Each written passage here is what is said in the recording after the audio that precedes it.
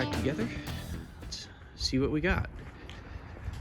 The brush guard is on, the bumper is on, the winch is installed, wired up, and I did replace with a Haas fair lead because that roller fair lead was only 10-inch on center. Turns out you can also buy 11-inch on center. That fixed that. The fender is back on. Now I haven't even had a video of it being off yet, but I'll show you the slideshow in this video. If you remember one of the earlier ones, there's a giant dent right here, and I thought it would be easy to get out. It was actually not, but it is good enough. The majority of that dent is out, so we will call that good. Now what I have to deal with is things that aren't fun. That's a power steering leak. It's been there for a while. It's slow, so I didn't want to mess with it, but that's going to have to be next. So we'll do a slideshow real quick about the fender and everything I had to do to get that back on, and that'll be it for today. When I originally got the truck, just in front of the driver's side door, top of the fender, there was a large dent, about 3/4 of an inch deep. And the dent was probably the entire size, probably the size of my hand. So pretty good sized dent. It went all the way down. As you can see, it killed the contour line that's above the word Ranger and went almost up to the big curve in the fender. Once I got a lot of other things going, got it running, I decided I need to pull that fender off and see if I can go ahead and knock that dent out. I thought it would be easy. I didn't think there would be anything behind there.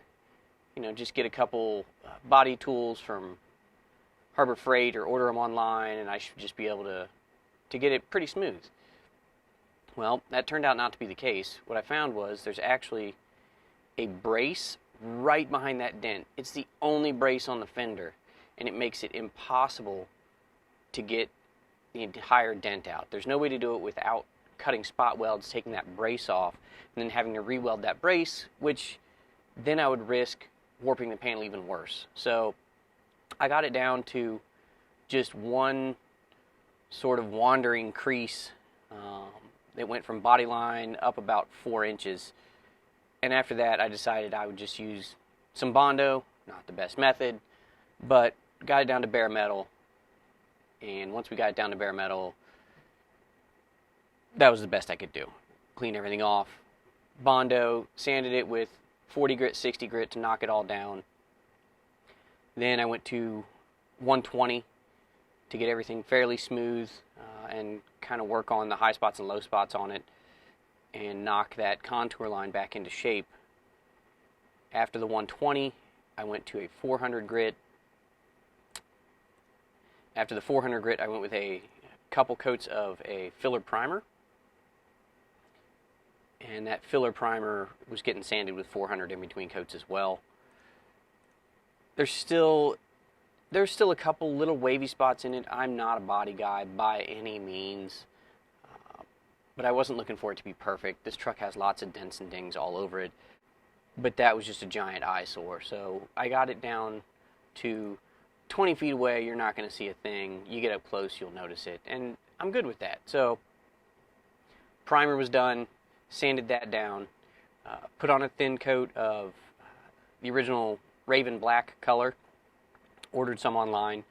It's like 15 bucks a can. Kept a heater on it in the garage while it was setting, just to keep that fender at least, 60 degrees-ish on the metal so everything would stick. Got 2 more coats on, a little bit thicker to even everything out. Then I went after that with 500 grit, sanded it down to get all the orange peely look, at least some of it out of there, and knock out any scratches or nicks that were still in the fender. Then I went with another coat and another sanding of 500, then one final coat, so 3 coats of black. After that, left it alone, let it dry, put the badges back on.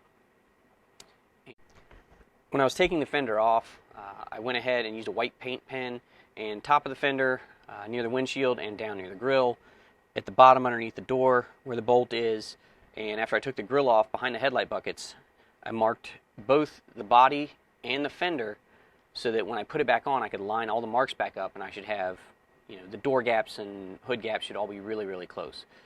So it's not perfect. It's good enough. This truck, like I said, It's original paint anyways that has lots of little dents and dings and scratches in it, but I took out the giant eyesore, painted it myself in the garage, and it looks as good as can possibly be for this truck. I'm really happy with it. It worked out. I did not have to buy a new fender, and I am happy with the results. Any questions on it, feel free to leave them in the comments, and I can answer them as best I can. And that is it. Probably going to get some power steering parts for next time, but until then, I guess you'll just have to wait and see. Hopefully I'll get something out in the next couple days. See you next time.